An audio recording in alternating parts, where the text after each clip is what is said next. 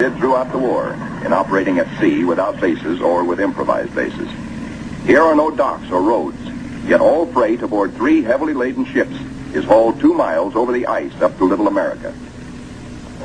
Dogs next, a barking, tugging boatload of huskies.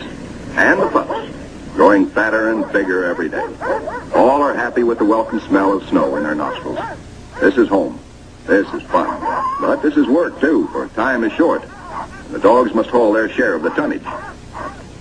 Halt! Trouble ahead. Pressure ridges block the way inland to Little America. Even the largest caterpillars are stalled. The call goes out for dynamite crews, Navy's trained demolition teams, seasoned on enemy beaches. They must blast the 50-foot ridges, clear the way to meet the expedition timetable. The ridges are deep. The blasting takes hours.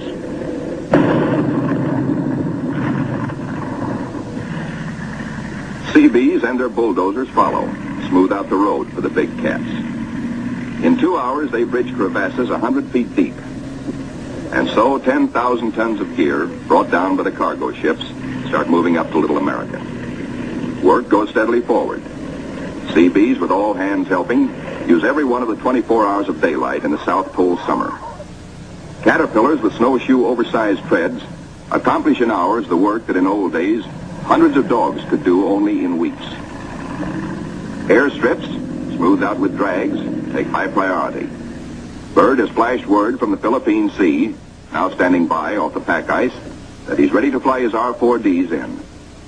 It's up to the work parties to make up the time lost in the pack ice. Up to these men to work while gusty winds drive flesh-cutting gravel-like snow across the open, or to dig deep for storehouse foundations. Food dumps grow steadily. Here is the favorite hangout of the veteran husky, Ricky. Born at Little America 12 years before, and still hungry. Each hour brings other buildings to completion. Knockdown Wanigans grow magically, and the Air Headquarters Quonset is ready. Snow blocks are dug out for windbreaker walls. These blocks are the adobe of Little America. Good idea, squawks the sidewalk superintendent of the base. Good idea. These big penguins do right well to bear in mind that when she blows down here, she's liable to blow your eyelashes off. The little Adderley shows no fear. What? Smoke? Silly idea. We'll be right back with TNT Overnight, 50 years of classic film. The ships are all but empty. The Caterpillars and Go Devils live up to their wartime good name. Within 70 hours, the Seabees are hauling in the last 500 tons of essentials. Only a few more cases to be broken out. The local waterworks is the pride of the Seabees. 3 GI cans of snow produce 1 can of water, purest in the world. You keep your furnace going to make steam, which melts snow, which makes water. Simple. Simple once CB Engineering in Washington had figured it out before ever the first ship left port. And now, the ordered streets of a tent city that is Little America the port come into being where 3 days before, the primeval snow lay unbroken. The church flag on the first Sunday signifies a pause for prayers. After the last Mass, and after the Protestant and Jewish services, the off-duty sailors have but one thought. Transportation has but one terminal, the mess hall, the best dinner of the week, as ancient Navy tradition always has decreed. Admirals and captains wait their turn in the chow line with the men. Inside, plates are loaded. Roast beef, rich gravy, high mounds of mashed potatoes, flaky pie. Life looks up again. A cigarette, good coffee. 5 miles east of Little America, a seal herd, 500 strong, has its feeding ground amongst pressure ridges and in deep crevasses. Ricky, as a pup, played the game of run, seal, run, and he hasn't forgotten. The seal wallops with his tail. Ricky's 12-year-old teeth are not so good on the slippery, wet hide of the 600-pound Waddell. Mr. Seal decides he's had enough. He scuttles down his escape hatch to the water below.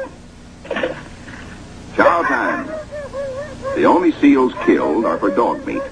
Especially good because it insures against scurvy. The pups smell their dinner coming and let their handler plainly know they want it. Right now. They're only a few months old and forever hungry. Yet soon they will be pulling more than their weight in the sledge traces. They like their meat red and will fight for it. The flagship flashes word by radio to the carrier Philippine Sea. Base ready, weather suitable. On the carrier, 6 planes, triple-checked, are ready for their moment of destiny. Admiral Byrd has given the pilots a final briefing. Everything depends on split-second timing. Pilots, man your plane. No 3,000-foot runway here. Only a scant 300 feet. Jet propulsion is their reliance. Crewmen attach jet containers, 4 to a plane. These JATO bottles are packed with flaming power. In the critical 10 seconds at takeoff, they give the kick-up of 2 added engines.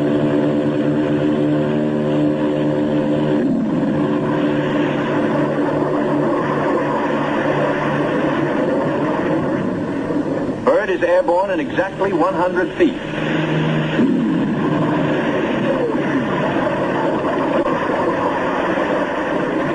Admiral Byrd and his companion plane will try the 800-mile flight first. The others await his orders. At Little America, cameramen and Admiral Cruzen wait anxiously. And there comes Byrd.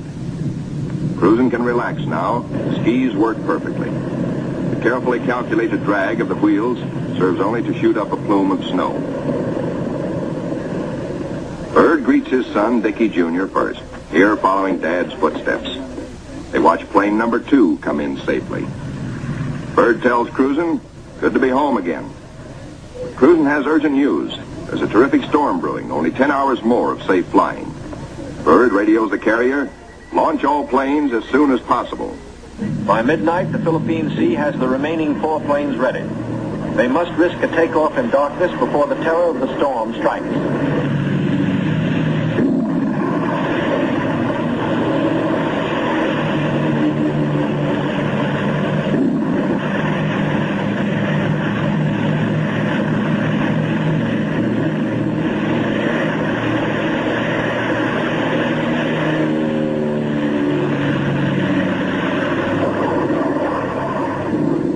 Finds the planes over the pack ice. With frozen death below and weather closing in, navigation becomes tricky. This close to the pole, the magnetic compass is no help. At the base, men scan the gray skies, looking, and finding only the blackness of the approaching storm, now visible to the east. If the planes don't make it within an hour, but in they come, one by one, to land in the last remnants of clear light. Each landing is the first on the ice for each pilot. These men are the first ever to fly big planes into the Antarctic. Or on previous expeditions, the planes were freighted in, assembled, and only then were they flown. These Navy and Marine Corps flyers have been bred on stormy going. Their long experience and, above all, the Navy's relentless training in all details brings them in, but with little time to spare. The blizzard hits, 100 miles an hour, scouring across the sastrugi. In storms such as this, many brave explorers have died.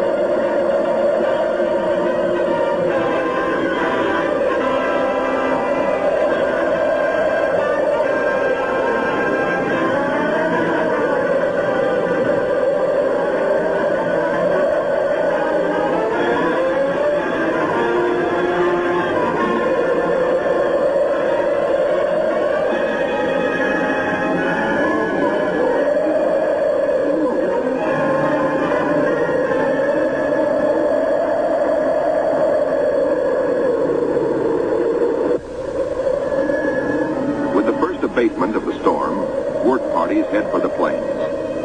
The blizzard is 40 hours old. The wind has become bearable. The expedition flight schedules are days behind. They must get the heaters going, clean out the frost,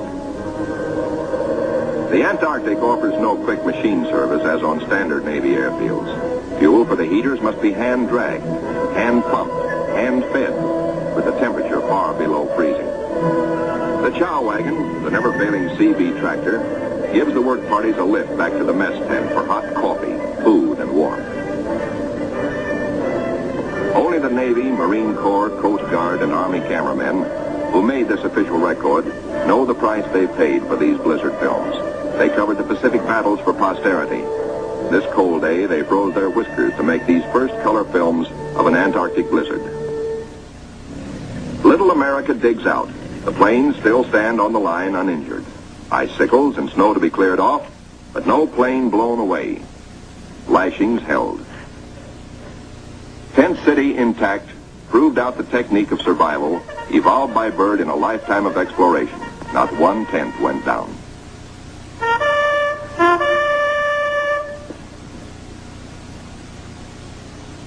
No matter how great the pressure of work, the flag must be raised with a ceremony which is its due.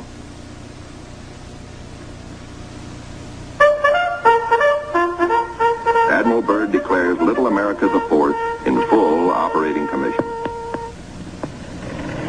The Admiral and the party ride Weasels 12 miles south to visit his earliest camp, marked by the radio towers.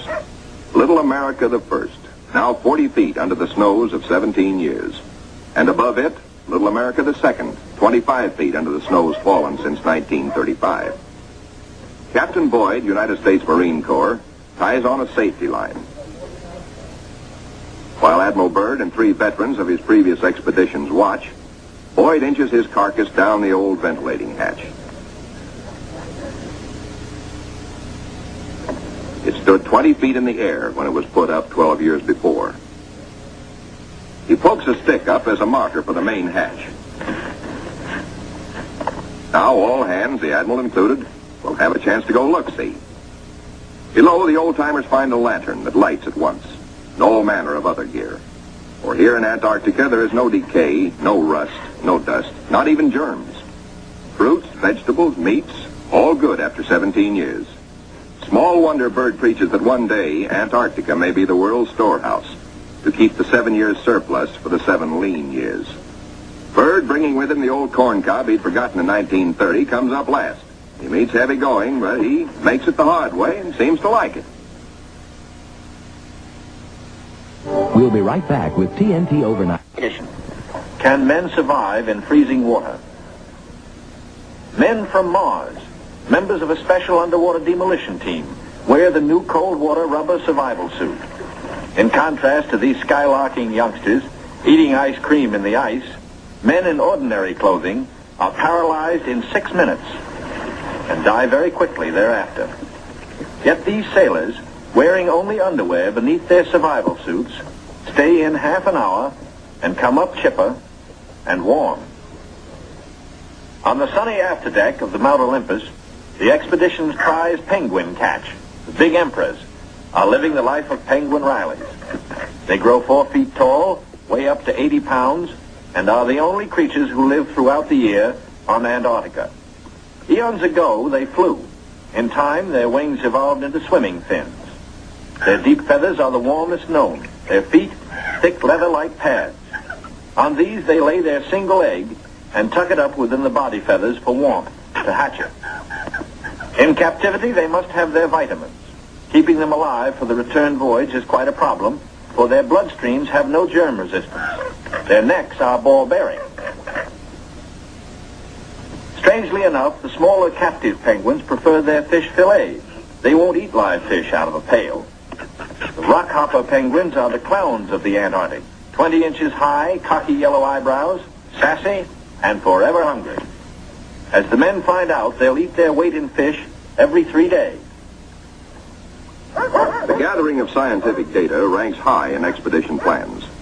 Admiral Byrd says goodbye and good luck to an over-ice expedition which is to probe deep into the Rockefeller Mountains, 300 miles southeast. 2 LVTs hauling supply sledges strike out into the white darkness, their mileage checked by bicycle wheel counters astern. In the mountain rocks, they will seek minerals, take high priority. Byrd has flashed word from the Philippine Sea now standing by off the pack ice, that he's ready to fly his R4Ds in. It's up to the work parties to make up the time lost in the pack ice. Up to these men to work while gusty winds drive flesh-cutting gravel-like snow across the open, or to dig deep for storehouse foundations. Food dumps grow steadily. Here is the favorite hands clear the way to meet the expedition timetable.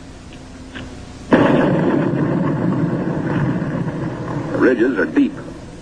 Blasting takes hours.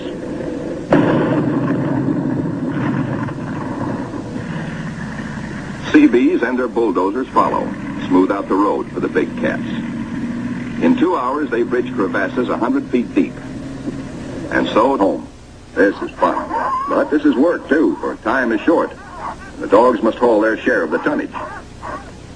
Halt. Trouble ahead. Pressure ridges block the way inland to Little America. Even the largest caterpillars are stalled. The call goes out for dynamite crews, Navy's trained demolition teams, seasoned on enemy beaches. They must blast the 50-foot ridge of 10,000 tons of gear brought down by the cargo ships, start moving up to Little America. Work goes steadily forward. CBs, with all hands helping, use every one of the 24 hours of daylight in the South Pole summer. Caterpillars with snowshoe oversized treads accomplish in hours the work that in old days hundreds of dogs could do only in weeks. Airstrips, smoothed out with drags, did throughout the war in operating at sea without bases or with improvised bases. Here are no docks or roads, yet all freight aboard 3 heavily laden ships is hauled 2 miles over the ice up to Little America. Dogs next, a barking, tugging boatload of huskies. And the pups, growing fatter and bigger every day. All are happy with the welcome smell of snow in their nostrils. This is